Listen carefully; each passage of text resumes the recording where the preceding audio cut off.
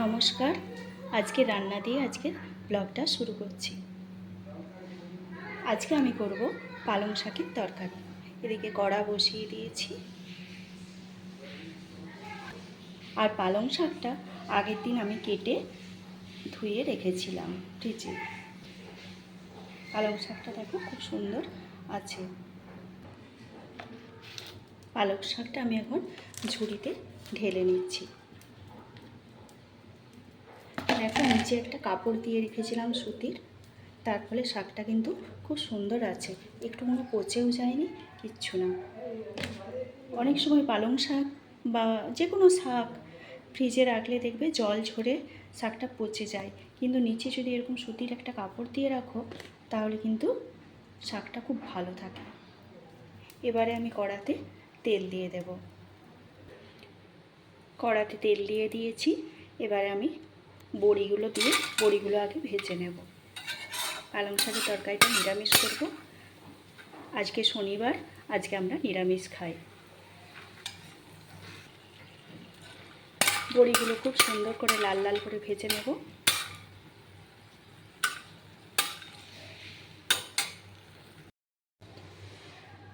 বড়িগুলো তুলে রেখে দিয়েছি। এবার একটু পাঁচফোড়ন দিয়ে দিলাম। তেজপাতা থাকলে খুব ভালো হতো, নিরামিষ রান্নায় তেজপাতা খুব ভালো লাগে, কিন্তু তেজপাতাটা আমার শেষ হয়ে গেছে। এবার কেটে রাখা আলু এবং বেগুনগুলো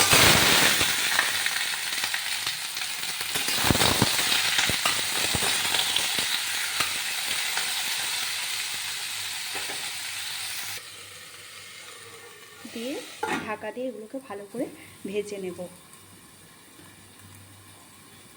বর্ষাকালে তেজপাতা, শুকনো লঙ্কা এগুলো দেখতে খুব তাড়াতাড়ি নষ্ট হয়ে যায়। তেজপাতা আবার আমাকে নতুন করে আনতে হবে।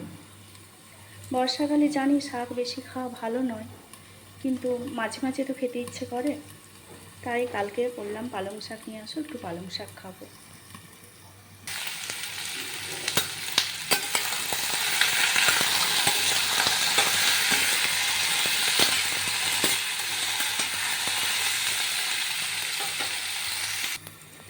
আলু আর বেগুনটা বেশ সুন্দর একটু একটু করে ভাজা ভাজা হয়ে গেলে তারপর আমি শাকটা দিয়ে দেবো। প্রথমে এই শাকটা দিইনি, কেননা তাহলে সবজিগুলো ঠিক ভালো করে ভাজা যেত না, শাকটা থেকে তো জল বেরোতো, ওই জন্য সবসময় শাকটা আমি একটু পরে দিয়ে থাকি। তরকারিটা হতে হতে চলো রান্নাঘরের আমার এই পাশটা দেখিয়ে দিই। এইখানে দেখো আমি খুব সুন্দর তিনটে গাছ রেখেছি, জলে রেখেছি। প্রথমটা হচ্ছে একটা ছোট্ট স্পাইডার প্ল্যান্ট, তারপরে একটা কলিয়াস এবং তারপরে একটা পার্পেল হার্ট। আলু আর বেগুনটা দেখো অনেকটাই ভাজা ভাজা হয়ে এসেছে, আর একটু এটা ভাজবো।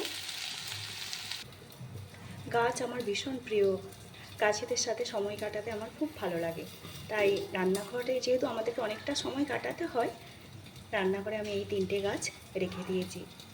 এটা তো আমার ভাড়া বাড়ি, এর থেকে বেশি কিছু রাখা সম্ভব হয়নি।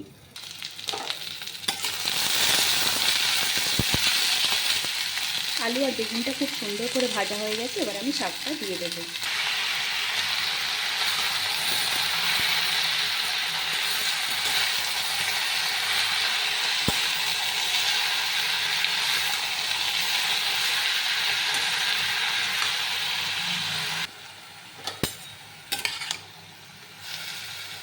আলু, বেগুন আর শাক খুব সুন্দরভাবে আরেকটু ভেজে নেব। রান্না করতে করতেই বড়ির কৌটো, পাঁচফোড়নের কৌটো সব তুলে রেখে দিলাম। রান্না করতে করতেই যদি আমরা এই কাজগুলো সেরে দিই তাহলে দেখবে আমাদের রান্নাটা অনেক সহজ হয়। নইলে সব কৌটো যদি আমরা এইভাবে রেখে দিই, পরে যখন পুরো রান্নাটা যখন হবে তখন আমাদের প্রচুর কাজ আমাদের হাতে রয়ে যায় এবং চারদিকে প্রচুর কৌটো, প্রচুর শিশি, তখন আমরা এগুলো নিয়ে নাজেহাল হয়ে পড়ি। কিন্তু কাজ করতে করতেই যদি আমরা কাজগুলোকে গুছিয়ে নিই তাহলে আমাদের কাজটা অনেক সহজ হয়ে যায়।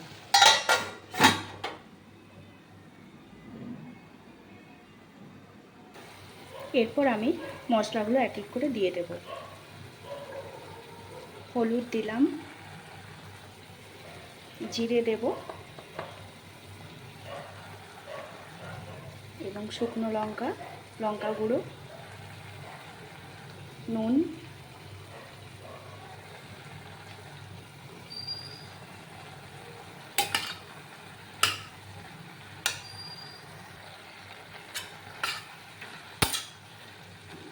মশলাগুলো ভালো করে দিয়ে দিয়েছি এবং ভালো করে নাড়ানাড়ি করে নিয়েছি।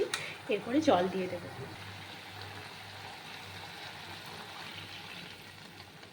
কড়াতে জল দিয়ে দিলাম যাতে সবজিগুলো ভালোভাবে সেদ্ধ হয়ে যায়,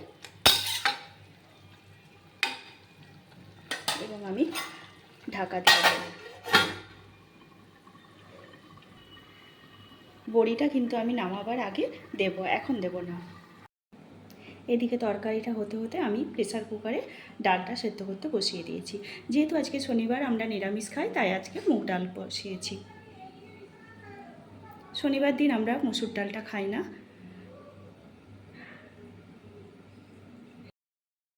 ডালটা সেদ্ধ হয়ে গেছে, আমি দেখো কুকারটা পাশে নামিয়ে রেখেছি এবং ভাত বসিয়ে দিয়েছি।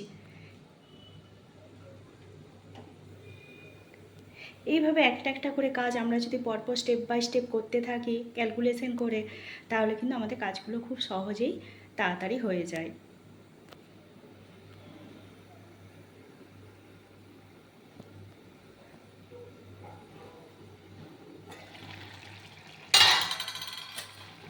পালং শাকটা এখন একটু দেরি আছে।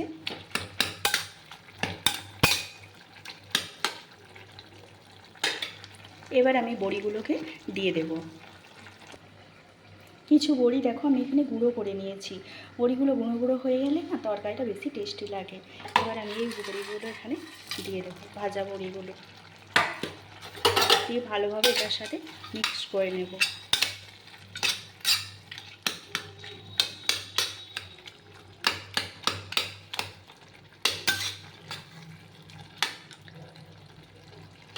দিয়ে আরেকটু ভালো করে ঢাকা দিয়ে রেখে দেবো। এদিকে আমার ভাত হচ্ছে, ডাল হয়ে গেছে এবং পালং শাকটা আরেকটু হলে আমার হয়ে যাবে। তরকারিটা কিন্তু আমার হয়ে গেছে। এবার আমি গ্যাসটা অফ করে তরকারিটা ঢেলে নেব।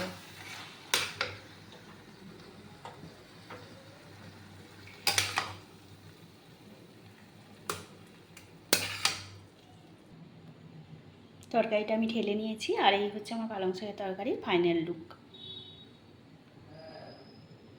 কড়াটা আমি ধুয়ে আবার গ্যাসে বসিয়ে দিয়েছি। প্রত্যেকটা রান্না করার পর আমরা যদি কড়াটাকে ভালো করে ধুয়ে নিই, তাহলে দেখবে রান্নার শেষে কিন্তু আমাদের অতটা আর পরিশ্রম হয় না। তখন কড়াটা খুব একটা নোংরা থাকে না, অনেকটা পরিষ্কার হয়ে যায়। আর ওদিকে দেখো ডালটা প্রেসার কুকারে সেদ্ধ হয়ে রেস্টে রয়েছে।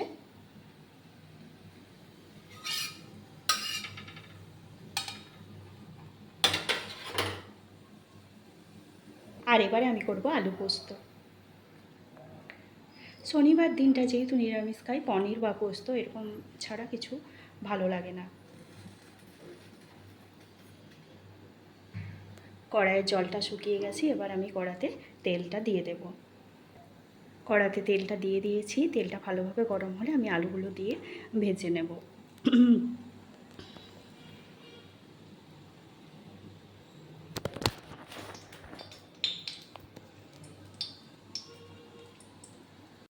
গরম হতে হতে আমার রান্নাঘরে এই পাশটা আমি ভালো করে দেখিয়ে দিই।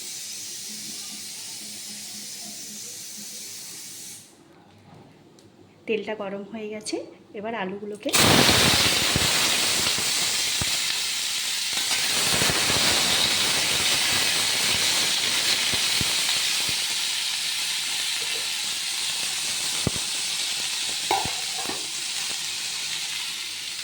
দিয়ে আমি ঢাকা দিয়ে ভালো করে আলুগুলোকে ভেজে নেব।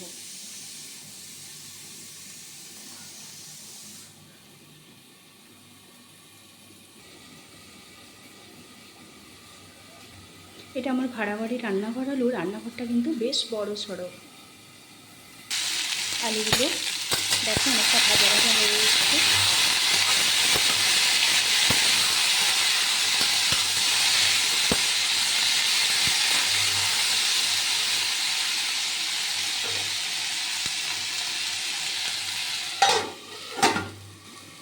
আলুগুলো না ভাজলে না আলুগুলোর ভেতর থেকে এটা কেমন গন্ধ আসতে, পোস্তটা ঠিক খেতে ভালো লাগে না। ওই জন্য আলুটা ভালো করে ভেজে নিই, তাহলে পোস্তটা বেশ ভালো লাগে খেতে।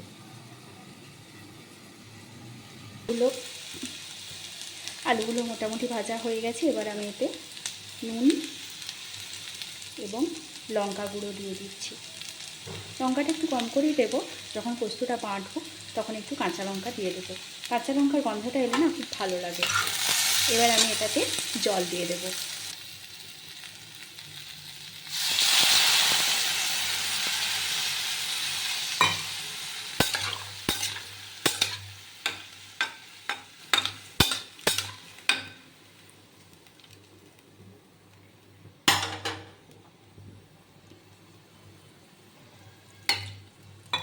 জল দিয়ে এটা ভালো করে সেদ্ধ হতে থাকে। ঢাকা দিয়ে দিলাম। এবারে আমি পোস্তটা বেটে নিই।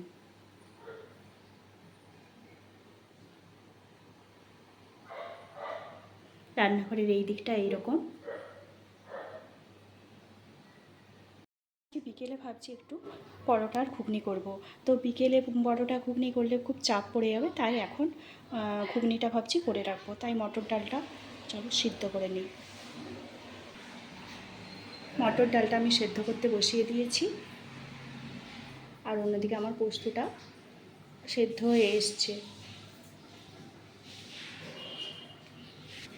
মটর ডালটা এখন শুধু বসালাম, আলুগুলো এখন বসাইনি, কারণ আলু তো খুব তাড়াতাড়ি সেদ্ধ হয়ে যায়, আর ডালটা একটু সেদ্ধ হতে দেরি হয়। আমার মেয়ে আবার ডাল শক্ত শক্ত, মটর কলা এগুলো ঠিক পছন্দ করে না।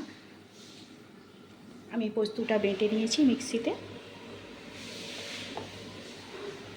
আলুগুলো দেখি,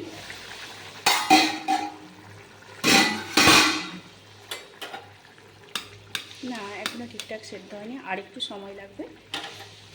পোস্তটা একেবারে শেষে দেব।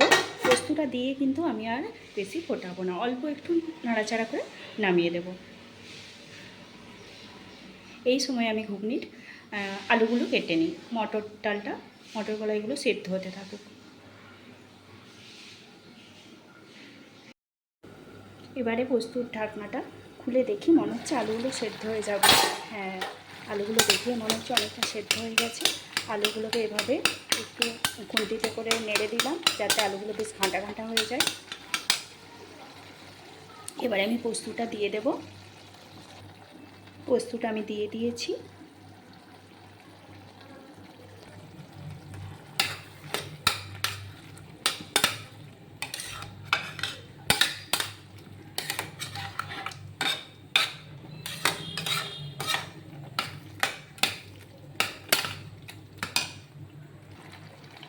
এবার পোস্তটা দিয়ে আমি কিন্তু আর বেশি ফোটাবো না, অল্প একটু ফুটিয়ে নামিয়ে দেবো।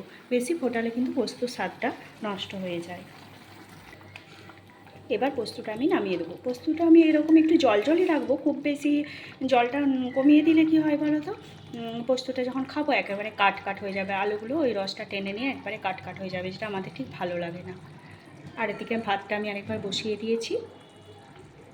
চলো পোস্তটা নামিয়ে নিই। ঘুগনি দেখো মটরটা সেদ্ধ হয়ে গেছে, আর আমি এখানে আলুটা বসিয়ে দিয়েছি, আর ওদিকে ডালটা হচ্ছে। মটর আর আলু যে আলাদা আলাদা, এই দেখো কলাইগুলো কিন্তু খুব সুন্দর গোটা গোটা আছে, অথচ নরম। ঘুগনির যে কলাই আর আলু যে আলাদা আলাদা সেদ্ধ করতে হবে এরকম কোনো মানে নেই।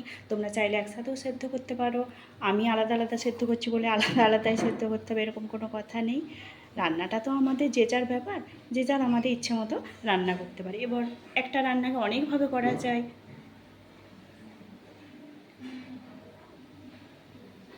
ডালটা এখনও সেদ্ধ হয়নি, ডালটা হয়ে গেলেই মোটামুটি আমার রান্নাটা কমপ্লিট হয়ে যাবে।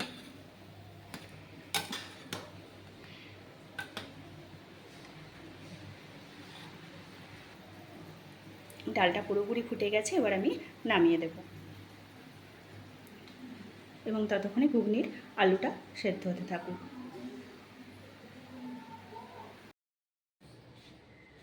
আমার রান্না হয়ে গেছে, স্নান করে নিয়েছি, তারপর একটু ঠাকুরের সামনে এসেছি।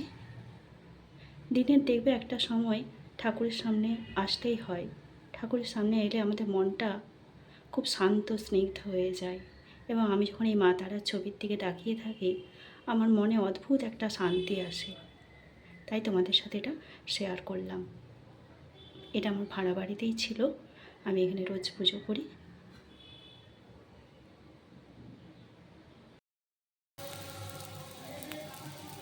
বিকেলবেলায় আবার ফিরে এলাম, পরোটা করছি। এখানে দেখো ঘুগনি করা হয়ে গেছে, ঘুগনির ভিডিওটা আমি আর দেখাইনি।